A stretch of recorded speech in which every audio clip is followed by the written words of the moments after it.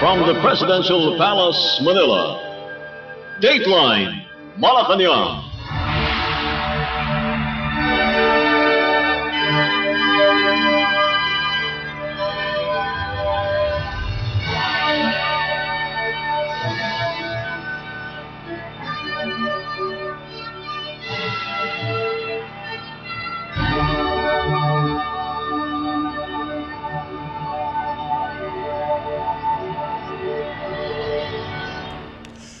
Good day.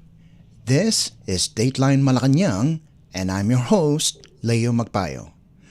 Malacañang has rejected claims by resigned Ako Bicol Party List Representative Zaldico that 100 billion pesos was inserted into the 2025 national budget. In a video statement, Palace Press Officer Claire Castro described Co's allegations as inconsistent and misleading, adding that his two-part video amounted to an admission of budget manipulation.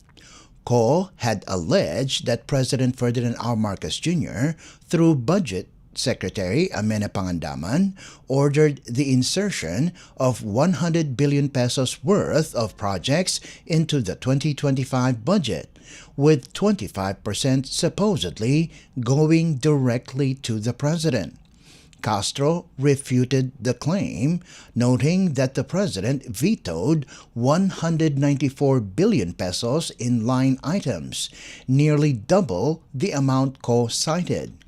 She also questioned the timeline of Co's accusations, pointing out that photos of briefcases allegedly used to deliver funds were dated months before the bicameral conference on the 2025 budget in November of 2024.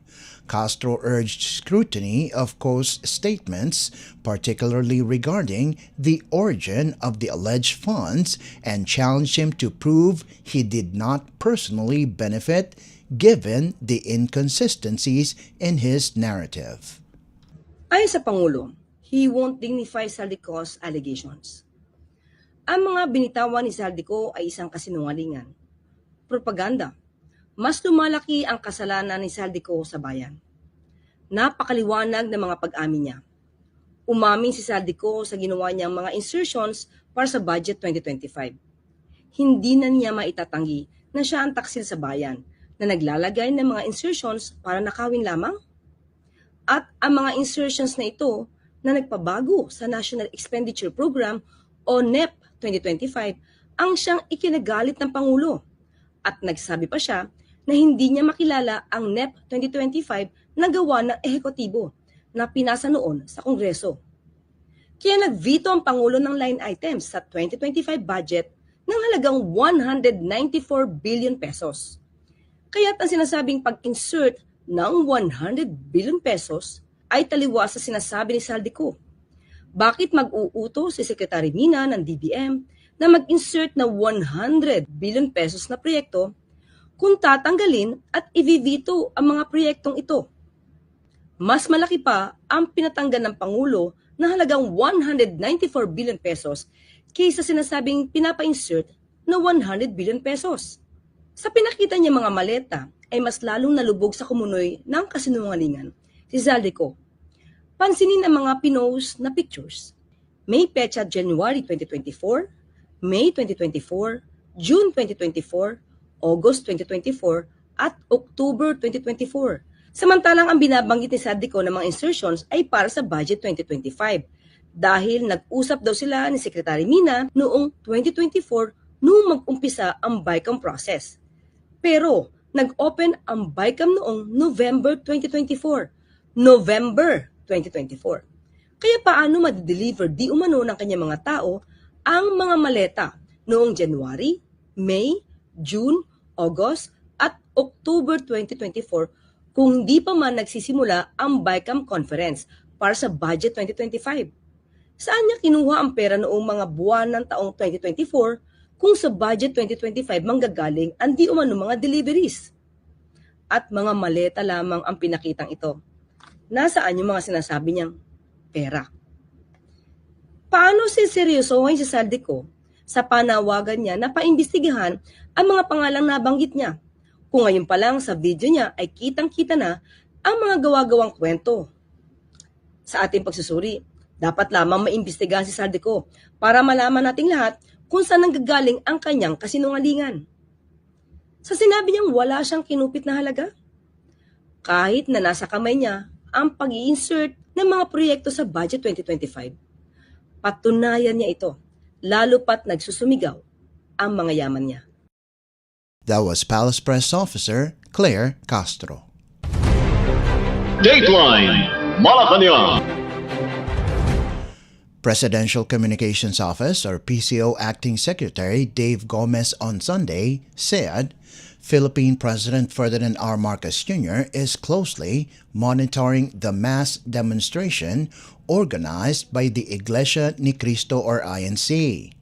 According to the Manila Disaster Risk Reduction and Management Office or MDRRMO, 650,000 attendees were recorded at the peak of the rally at 7 o'clock Sunday evening. The INC leadership says the three-day peaceful assembly is called the Rally for Transparency and a Better Democracy. The INC emphasized that the rally was not political but a call for transparency, accountability, and justice, particularly in light of alleged anomalies in government infrastructure spending. Other groups held rallies at EDSA People Power Monument in Quezon City, even as government agencies are probing alleged multi-billion peso irregularities in flood control projects. Meanwhile, the Department of the Interior and Local Government, or DILG, said the first day of the Rally for Transparency and a Better Democracy was orderly and peaceful. DILG Secretary John Vic Remulla, along with Philippine National Police or PNP Acting Chief Jose Melencio Nartates Jr. and National Capital Region Police Office or NCRPO Chief Anthony Aberin conducted a site inspection of police personnel stationed along Recto Avenue and Menjola in Manila. Remulla said INC fulfilled its promise of a peaceful activity, and the situation in the area remained calm and well managed. He also expressed satisfaction with the PNP's enhanced security protocols, which were informed by lessons from previous anti-corruption rallies. Secretary Remulla again assured the public that the PNP and Bureau of Fire Protection or BFP remain ready to respond to any untoward incidents throughout the duration of the INC rally. He also warned those planning to cause destabilization and reminded parents to watch over their children and prevent them from joining groups that may incite disorder. Meantime, the PNP expressed gratitude to the public and all attendees of the first day of the rally. According to Nartates, the cooperation of organizers, marshals, and rally-goers greatly contributed to the calm conduct of the event. Nartates emphasized that police personnel remained on standby across various parts of Metro Manila to ensure public safety while respecting the people's right to peaceful assembly. The PNP assured continued security measures for the next 2 days of the rally. Nartates also renewed its call for everyone to maintain cooperation, peace, and respect for the law to keep the upcoming days of the gathering safe. Dateline Malacañang. Philippine President Ferdinand R. Marcos Jr. on Saturday visited typhoon-hit areas in the province of Negros Occidental to assess damage and check on displaced families affected by Typhoon Tino. According to the Presidential Communications Office, or PCO, the President inspected the Jose Pipito Montilla Garcia Sr. National High School in the municipality of Moises Padilla, where several classrooms were flooded after the typhoon struck on November 4th. With repairs still pending, the school's 1,257 students and teachers have shifted to alternative learning methods. The president also visited Poblacion 1 town to meet residents and inspect damaged homes before heading to La Castellana Elementary School, where 307 families, totaling 1,117 individuals, are temporarily sheltering. President Marcos later inspected the Bongahin Steel Bridge, which collapsed during the typhoon, cutting off access between upland villages and La Castellana town proper. The chief executive convened a situation briefing at the municipal hall with cabinet officials from the Departments of Social Welfare and Development, Energy, Education, Health, Agriculture, and Human Settlements and Urban Development, along with local leaders.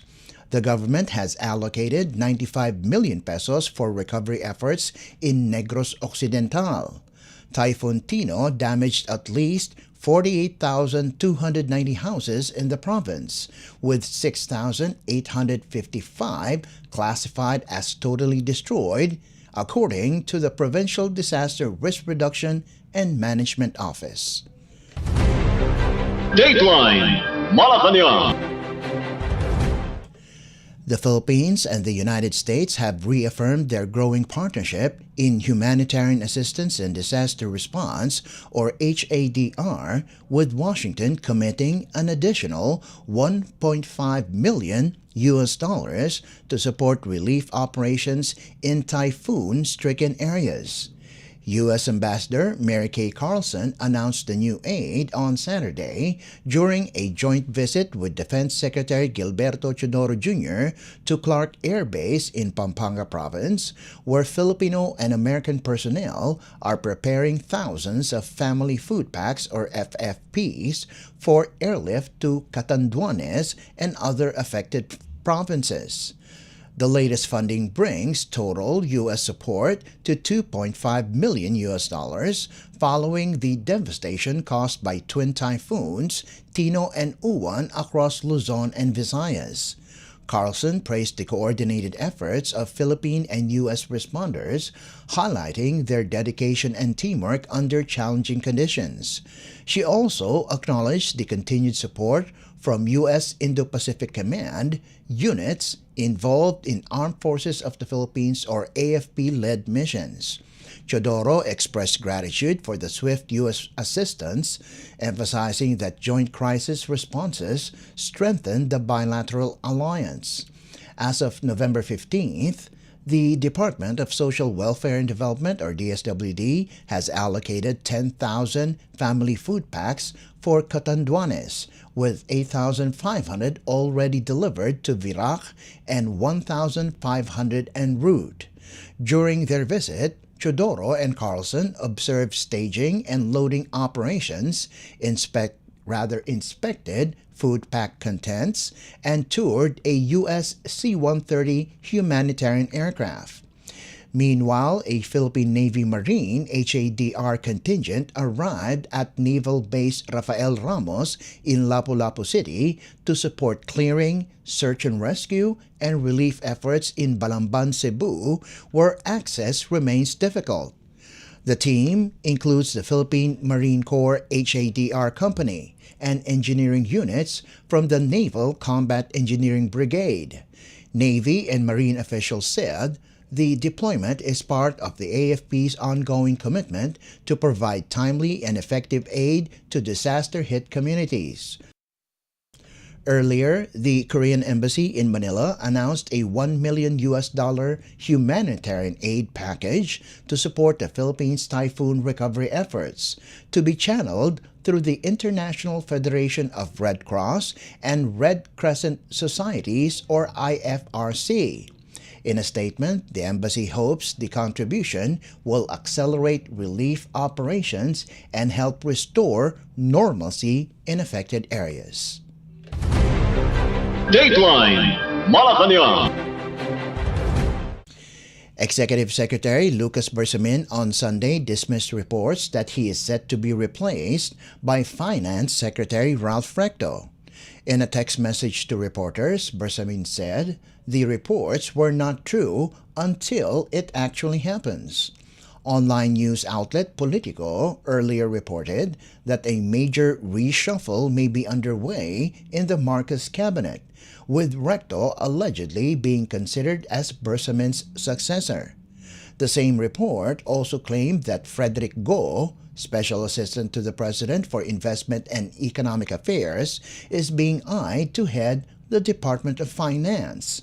This is not the first time Bersamin has faced rumors of being replaced. Similar speculation surfaced earlier this year, but in May, President Ferdinand R. Marcos Jr. retained him as Executive Secretary after ordering all cabinet members to submit courtesy resignations as part of a post-midterm recalibration. Dateline Malacañang. Leyte 1st District Representative Martin Romualdez over the weekend called for sobriety amid rising political tensions over alleged budget insertions and infrastructure anomalies, stressing that investigations must be grounded in facts and sworn testimony. Romualdez declined to engage in a public back and forth with resigned party list lawmaker Zaldico, who made the accusations. In a press statement, Romualdez said that his conscience remains clear, adding that no official, contractor, or sworn witness has implicated him since the inquiries began. The former House Speaker dismissed Cause 2 video statements, saying allegations made outside formal proceedings do not hold water in the court, rather in the court of law. Romualdez reaffirmed his trust in the Independent Commission on Infrastructure, or ICI, the Department of Justice, or DOJ, and the Office of the Ombudsman to evaluate all testimonies fairly and based solely on evidence. The Speaker added that he is ready to cooperate with any reasonable and lawful process and remains confident that the truth will emerge through the proper institutions. Dateline Malacañang. And finally, Rosa Rosal, acclaimed actress and tireless humanitarian, passed away on Saturday at the age of 97 due to septic shock caused by pneumonia and kidney failure, her family confirmed. According to her grandson, broadcaster William Theo, she died at 9:17 in the morning at Cardinal Santos Medical Center in San Juan City. Theo said Rosal had no major illness aside from Alzheimer's or dementia, though she had been bedridden. She developed pneumonia on Friday after an apparent aspiration incident. The family will announce details of the public viewing of her urn soon. Theo remembered his grandmother not just as a screen icon, but as a lifelong advocate for compassion and service. He added that her legacy will live on through a weekly program titled Agapay Tatak Rosa Rosal, set to air on DATV. Born on October 16, 1928 in Manila, Rosal began her film career in the 1940s and starred in classics such as Anak Dalita in 1956, Badjao in 1957, and Biyaya ng Lupa in 1959. She won the famous Best Actress Award in 1955 for Sunny Boy. Beyond the silver screen, Rosal became a prominent television host, especially known for her work in public service programming. A lifelong volunteer of the Philippine National Red Cross, she joined its blood program in 1950 and was elected to its Board of Governors in 1965. She championed blood donation campaigns and helped establish regional blood centers and testing facilities, including those for HIV/AIDS screening. Through shows like Damayan and Kapwa Ko Mahal Ko, Rosal became a symbol of public service, using media to mobilize support for the underprivileged and raise awareness on social issues. Dateline Malacañang. Before we conclude our program, Radyo Pilipinas World Service of the Presidential Broadcast Service is live on audio streaming. Just download Evox PBS Receiver on your Google Play Store or the App Store from your Apple phone. You can also visit our Facebook page and YouTube channel. Just type in and search for Radyo Pilipinas World Service. Kindly subscribe, like, and share our post as well. And that concludes this edition of Dateline Malacañang. For Radyo Pilipinas World Service, this is Leo Magpayo. Good day and stay safe. From the Presidential Palace, Manila, Dateline Malacañang.